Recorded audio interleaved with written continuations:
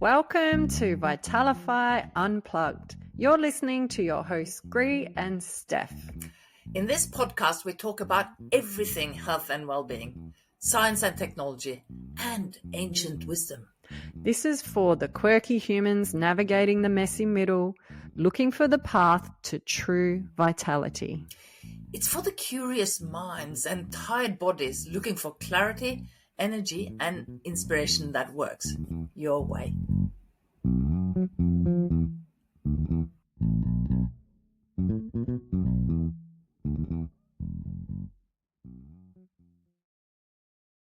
Hey, it's your friend Gry, intuitive AI and tech whisperer, 60 plus full throttle and talk energy bunny, chasing fun, fairness, and freedom. And I'm Steph, holistic nurse, soulful scribbler, magnetic mama, dancing through midlife with truth, magic, and messy, wild-hearted freedom. Welcome to Vitalify Unplugged.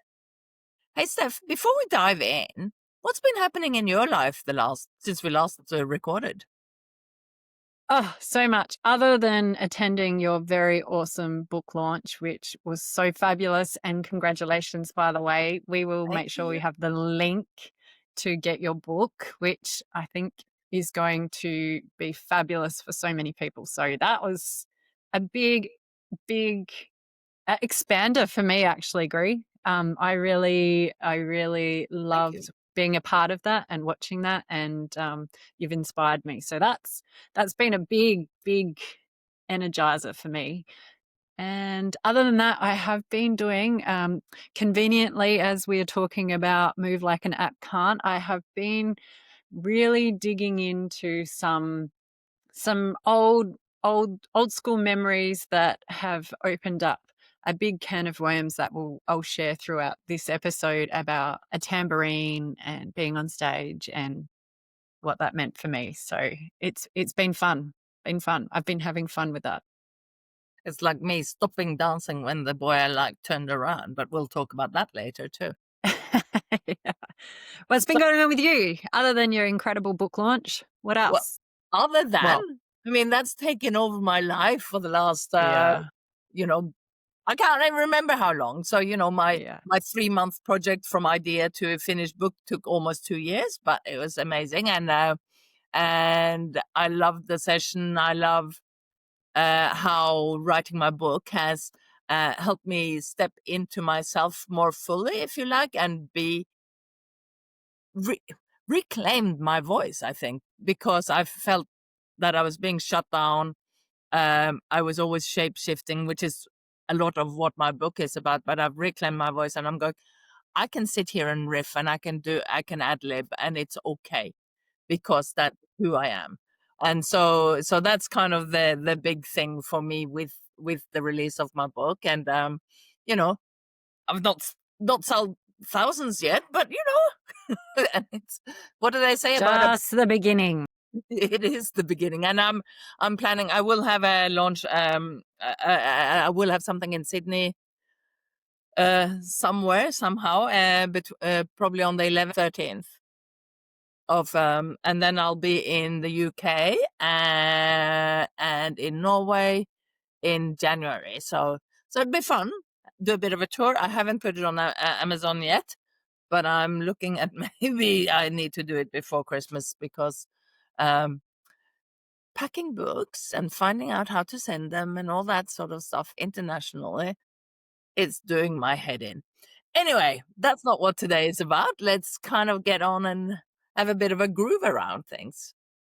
Okay, so what if getting your spark back wasn't about pushing harder, but swaying softer? Not a boot camp, but I want to say break dance, but it's not a break dance. But what about, hip hop in heels is not fun. about swaying though, is it? It's more No, it's what about getting your twerk on. That break dancer, Reagan?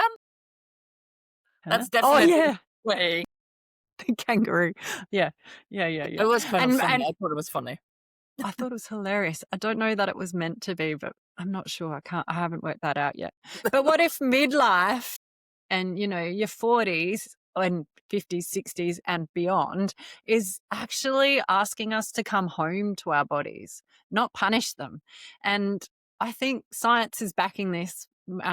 For an example, like even doing 10 minutes of free movement can load a cortisol. And how much are we all flooded with cortisol at the moment? And lift the mood and recalibrate your nervous system. I don't even know what cortisol is. I just kind of fly by the seat of my pants in most things. I think Stress it's hormone. pardon? It's the stress hormone. It's what Oh, okay. Well, I like stress. usually, yeah, but I like when the stress eustress, not tips, distress. yeah. So the So stress cortisol has a very important role in the body, and it's a fine line. Like, it's good to push us and move us forward, but when it's constantly on and not coming off, it lead into overdrive and over burnout, and cause all sorts of other trickling things. So that's welcome to my my very life. layman's. You need to dance more, Gry. I do dance, and the thing is, I do my morning routine and things every day. Well, at least 5 days a week, because I think it's important to be kind to yourself. If you don't do it, that's fine as well. Don't worry about it. But I think it's important to remember that we're not machines, and we don't need to move like one.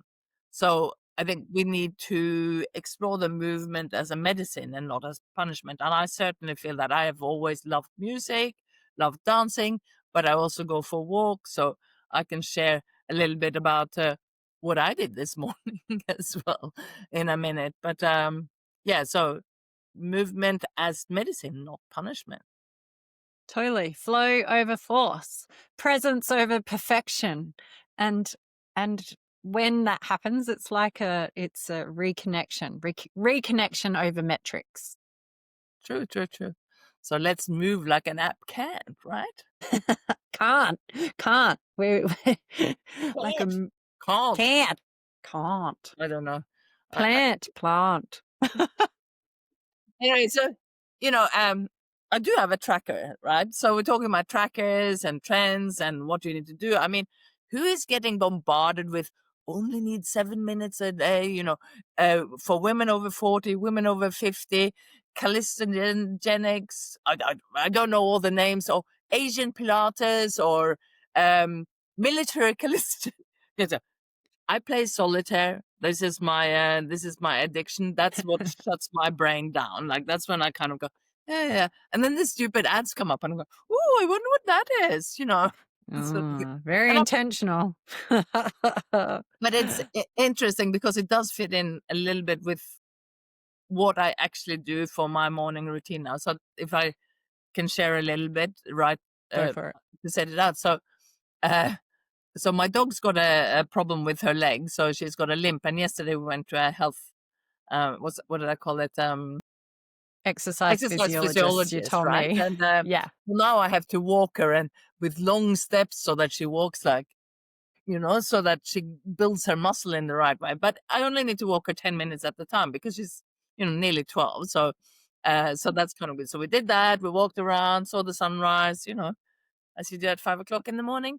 Then I came home and I did my little 10-minute qigong routine, and then I do svelte training or Meredith Shirk, that I find really, really helpful, exercises between 10 and 15 minutes every morning. Right now I'm doing a belly fat burner, a 10-day exercise thing. And they do them all the time. It's free. It's on YouTube. And I love doing that because you kind of have to watch it to do it. But that's my things. And it makes me happy, and it doesn't take up too much, and it sets me up for the day, but I did find Meredith Shirk on an ad, but many, Mm. many, many years ago. And my Qigong routine, that was some dude called Lee Miller, and I found it online, and I don't need to watch it at all. I just do it myself. It's all about getting the flow in the body. So it's not dancing, but anyway, too much about me. Enough Flow about, over force. Yeah, yeah, yeah.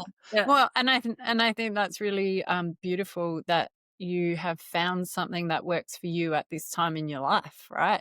Because as you know, I have come from a family who are big boned and we carry weight a lot. We don't have a fast metabolism.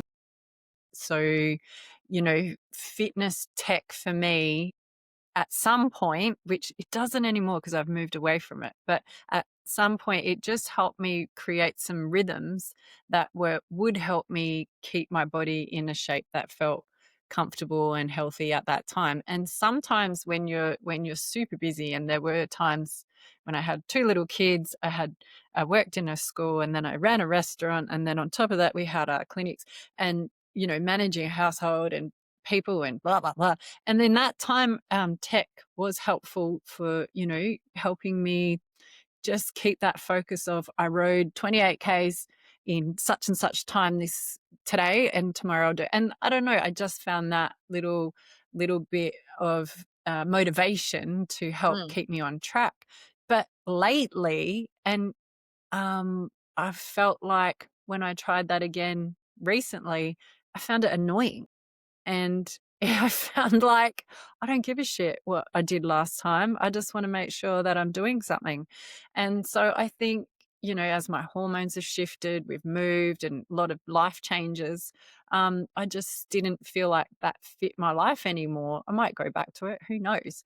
But I just think that's where it's really important to tune into your body and listen to what it needs, because your body's very wise. And It is. sometimes in different seasons, it needs a different rhythm. And it's interesting. So I got my first Fitbit, like this kind of thing, in 2013. I remember because I had a health tech startup. I was in Adelaide for an accelerator that I was in. And what it helped me do was actually to kind of go, you don't actually have to do 10,000 steps a day. That's just a default setting in Fitbit. I think it's 3 or 4,000. If you do 3 or 4,000 steps, it's fine. I find that because I move around, even when I'm working, like I'm standing now, I've got a sit stand desk and things, and that I'm still moving, right? So it'll rack up the steps on my Fitbit. But that's what it helped me Isn't that cheating? do this as well. Yeah, but I'm still Oh, moving, right? well, that's true. Moving like That's an true. app can't. Yeah. Think, whoa. You're tricking the app to make it think you're moving. Clever. But I am moving. This is Mm, moving, mm, right?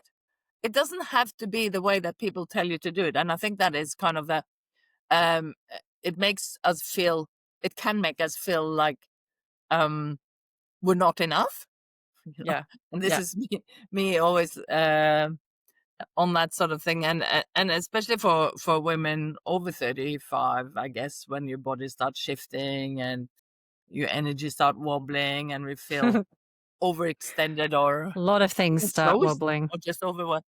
And I just want to put in an extra thing here because we talk about fitness apps. I don't mind things like a tracker that kind of, I don't even look at it anymore because I kind of know now, I don't even Mm, look at the app mm, anymore. Don't even know if it's synchronizing.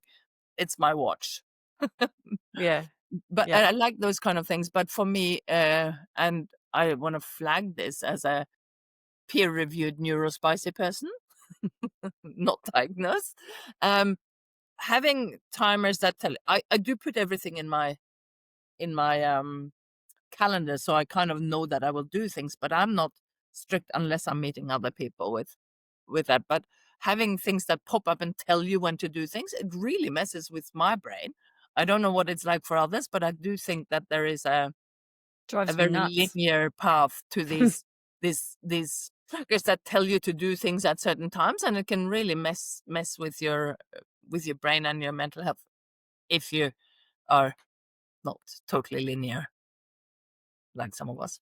Well, and again, it just I feel like it maybe depends at where your nervous system's up to, what your life capacity's at, and what your mental load is in the Mm, time. Like, mm. if I'm super stressed, those things piss me off. If I'm, um, but they can also remind me, because I do get lost in time and be like, oh, damn it. So, you know, but I think, like I said before, and if I can move on a bit, the body remembers what joy felt like, and this is a little story that has happened to me in the last few weeks, which I hope it's okay to share, Gry. I know you've heard it, but I I I do this morning meditation where it's guided, and we go in and look at our subconscious where patterns started happening. And this for me has been a bit of fear of visibility. I mean, I always work on my body and fitness, and actually that's sort of slowed down because I'm not being so stringent on I have to do it this way and this way and this way and this way. And so I've been allowing myself to do this guided meditation, and it brought up this moment where um, I remembered as a young 4-year-old going to a club with my family. All my family were there. It was dinner and a band, and I got up on stage, and in this meditation I clearly felt the sensation of joy, because in that 3-year-old mind I was on the stage, the vibrations of music. Oh my God, it's even triggering why I love that so much. And I just felt in my body the vibrations of the music. They gave me a tambourine, and I played that little thing, probably offbeat, but everyone was cheering, everyone was laughing because I was so cute. I also had white hair, a bob, I was in my best clothes because we went out, and all my cousins, so I just felt like fabulous. And it was all cut short because they took me off the stage, and then I had a tantrum. What I'm And then fast forward a few weeks ago, I was at a friend's birthday, and there was a band, and a tambourine ended up in the crowd, and I was playing that tambourine and having this full body remembrance of how much I really, really love dance. Well, it kind of reminded me, or perhaps triggered, why I love dancing, why I love music, and that sense of joy is something, and remembering that is something that I need to embody back into my middle life to keep me healthy mentally, physically, and emotionally. Well, So the and body remembers. yeah, and it's also something to share with your daughters and your husband as well. That Mm, I mean, I know your daughters are in regulated dance. yeah. Call it that, regulated dance. Where everything's so organized and things, but there's that free flow that we often forget. So you know, talking a little bit back to my childhood, and I grew up in the country. So did you, right? but, Yeah. but it's not on a farm, but there was kids all around, and we would play football on the field, and would do all this. We were always out and about, running around the Mm. forest and all that sort of stuff, just for joy. But I also come from a very musical family, so there was always piano or guitars or whatever, and we were always there was always that joy of movement and things like that. But How beautiful. I uh, love that. I love that. it was, I shared with you briefly before, and so there was about 10 kids around where we lived, and we were all about the sort of same age group ish, 4 or 5 years between us, and I fancied the boy next door. One of them. There was a boy on that side and a boy on that side, but it was this one, the one who was a little bit older than me. And so they had a disco downstairs in the basement, and we were there dancing away and things like that. And I would be dancing to my heart's content. And then he'd turn around and look at me and go, I would not. so so it's kind of funny, but um yeah, it was just there's those limiting, but I don't have any limiting Why do beliefs on you my, why do you think you froze? because You didn't want I him to talk a lot see you about this enjoying? in my book as Okay. well. The shape shifting, trying to fit in, trying to be, because I think part of my upbringing was be who you are, be big, be independent, and all that stuff, but only to this sense. So in Norway, we've got something called janteloven, which is like tall poppy syndrome in Australia, which is like, you know, Huge. Mm. don't think you're better than everybody else or anything like that. I never thought I was better than anybody else, but it's that lid. So yes, you can be whoever you want to be, but not that way. So, it's always that juggle. And as somebody who now um, uh, feel, I feel very much that I'm on the autism spectrum. I haven't no diagnosis, but I have been peer reviewed, as I said. Um, that reading those cues of be big, but not that way. It's very, very difficult to understand, and I never understood why I didn't understand it. Like, because I'm going, Mm, this is fun. yeah. I never kind of. I don't think the boy ever knew that I fancied him. By the way, I was 12. Mm. Well, that's such a powerful time to, it's all happening then, isn't it? But You're also starting then to recognize. we moved. I was a late bloomer in every sense of the way. But so I was like a skinny little 10-year-old at 12, 13. We moved to Botswana. We moved at 13 to a new place, and then we moved to Africa, to Botswana. And obviously rhythm and dance and Oh, the so joy rich. had there, it's wonderful. So that kept going. But then we came back to Norway and I go, oh no, but this is all in my book, but it's about that Yeah, don't but spill so all your secrets now. no, but I speak about this on social media as well, but people are glazed over when you started telling about these things. Kind of in the 70s, nobody knew anything about Africa. Yeah, we Mm, saw giraffes fighting. You know? whoa. Yeah. So anyway, So what I'm hearing though is that type of movement. And when I'm looking at your face, like, it really brings you joy. Like, you're oh, I love really it. remembering beautiful things. And I think that's the whole thing about finding what your movement is, and to stimulate exactly that type of energy, because those types of energies are what keep us healthy, keep our mental health well-being flourishing, rather than shutting down and thing. And there's some research just behind it, and particularly with dancing, because there's lots of really cool research coming out about Yeah. dancing and how it can improve brain plasticity. So just a little side note, I learned how to do hip hop in heels as a 40-year-old, and I can tell you, and I was doing it with hot Hop in young heels. hip I hop want in to know. heels. It I was will so say fun. demo. I loved it. I went on stage. Anyway, I was learning with hot little cheeky babes who'd been dancing since they were little, and they were in the normal dance classes, and I was a mama bear just trying to do something fun for myself. And to actually learn their routines was incredibly enjoyable and hard, but the brain plasticity to connect my body back to movement and following and a choreo and whatever was incredible. So the research backs that, and it shows brain plasticity, balance, and even memory are stimulated and improved through this type of enjoyable movement.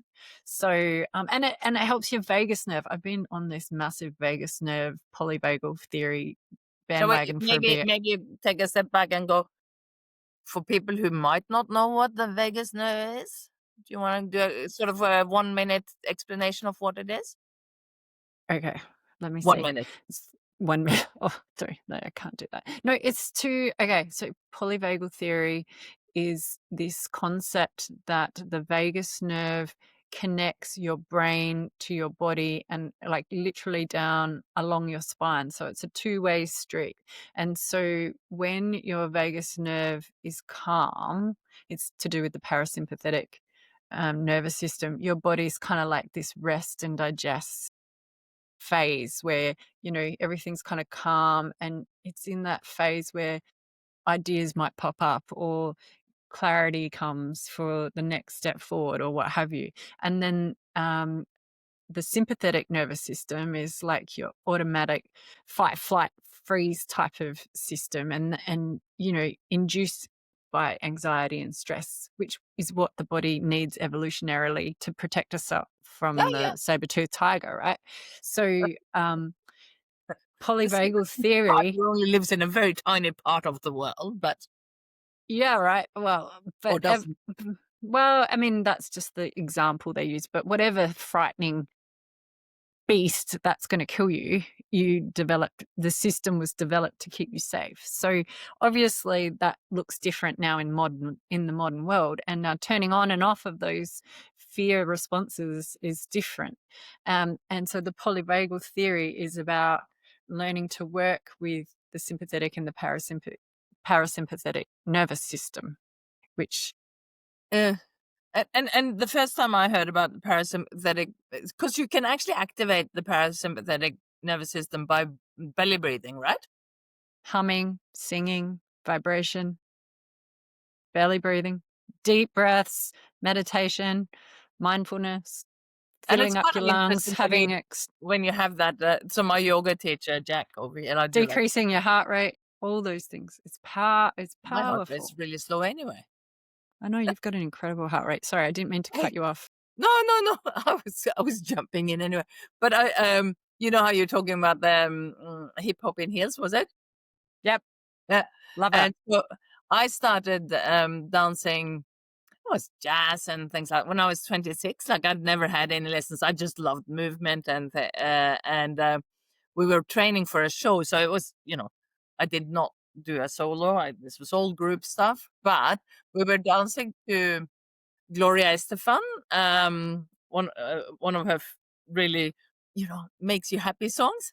And I remember the dance teacher who was I can't remember his name, but he was from Jamaica, and he would talk in that way. And he said, "Okay, everybody, turn around, look at Gry. That is the energy we want." I believe it. So, That's your so, Energizer Bunny coming out. because I was like, no, but it was the happiness. It was the happiness. It was the joy of dancing. It was the joy of being part of something.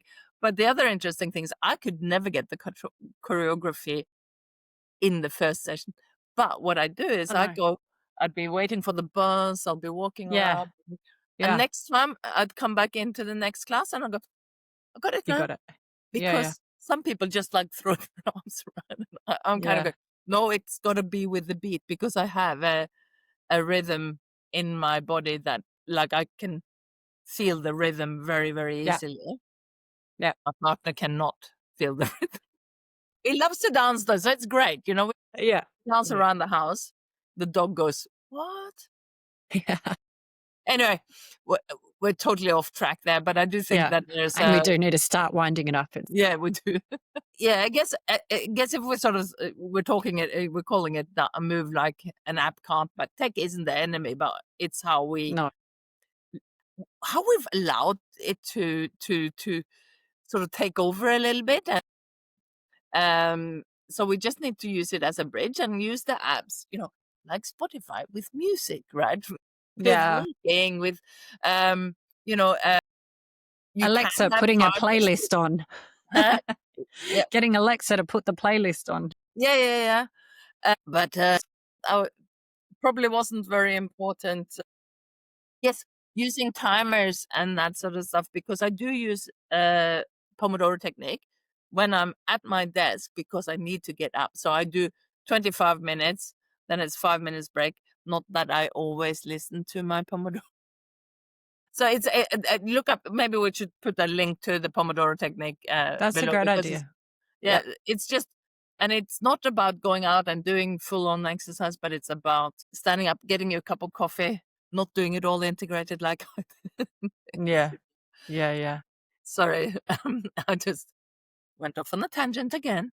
Well, no, all totally relevant. And because I think what I'm hearing is that tech is like a gentle nudge, not a drill sergeant.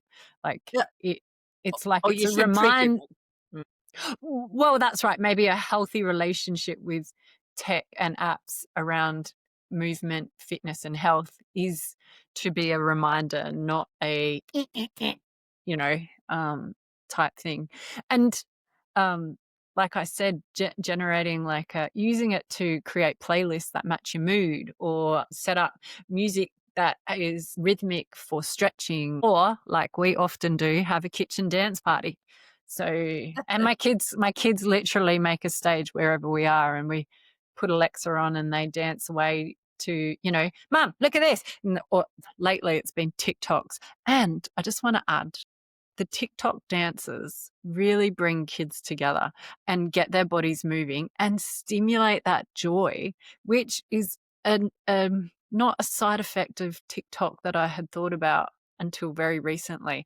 Because when they're doing that and then they're connecting with their friends and they're all dancing together, that's just creating this beautiful memory in their bodies of joy, connection, and friendship. So anyway, Yeah. side note, there's so many things movement does and tech can help with if we have a healthy relationship with it, I guess.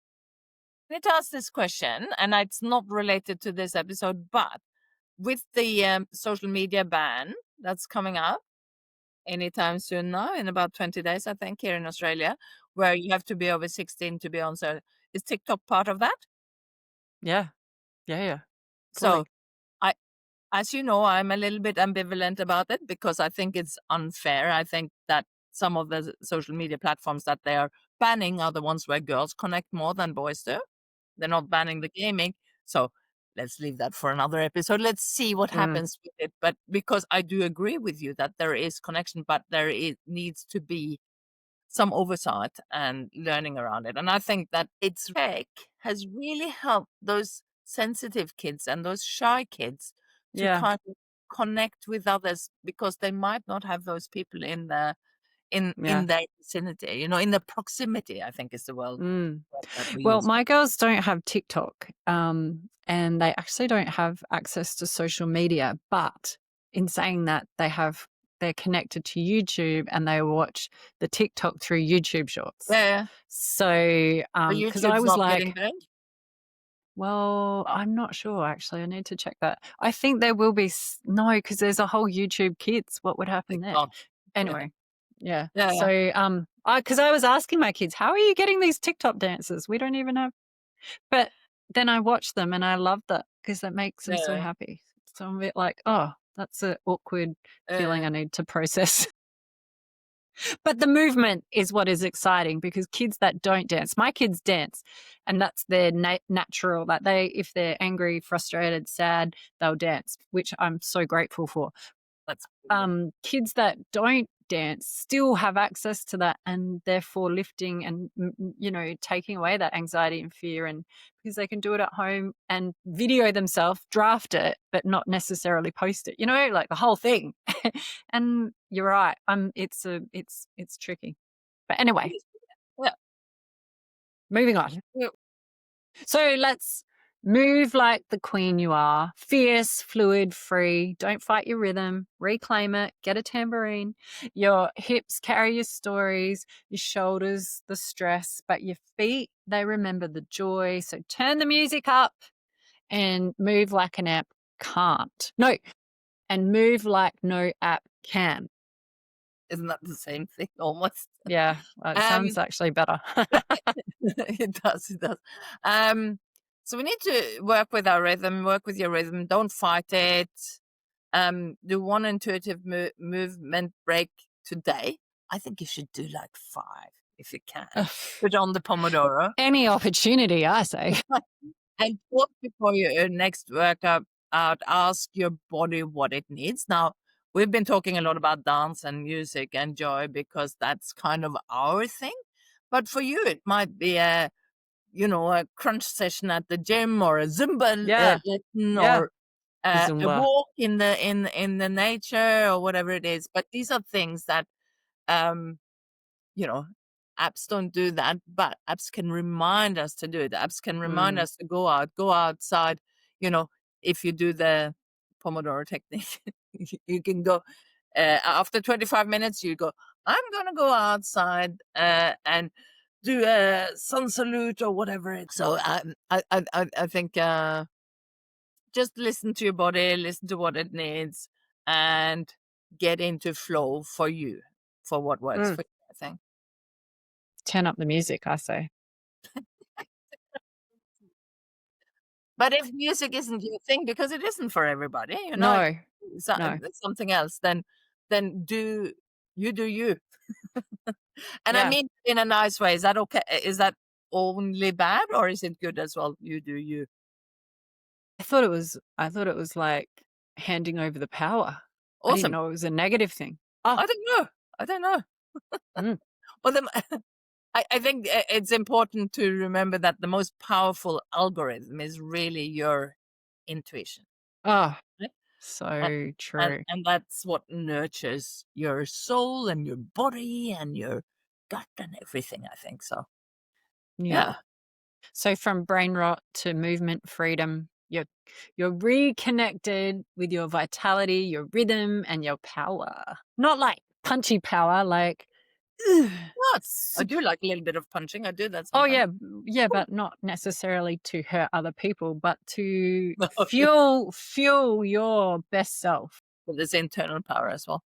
internal power. Oh, we'd love to hear if this episode shifted something for you. And we also want to hear, because we've only got 2 more after this one, I think, Yeah, of season 1. So we'd yeah. love to hear what you want to hear in season 2. So please drop a comment and send us a message, or on whatever app you're on. I think you can't drop comments on Spotify. That's really annoying. Give us a review. We would love that. And just remember, you don't need to be tracked, optimized, or fixed. You just need to feel and move like only you can. That's it for Vitalify Unplugged today. Until next time, may your steps feel like home. Thanks, Gry. Bye. Thank you. Thanks for joining us on Vitalify Unplugged. If this episode sparked something in you, share it with a friend. Hit follow or subscribe. And don't forget, we love hearing from you. So send us a message and tell us what's lighting you up. See you in the next episode.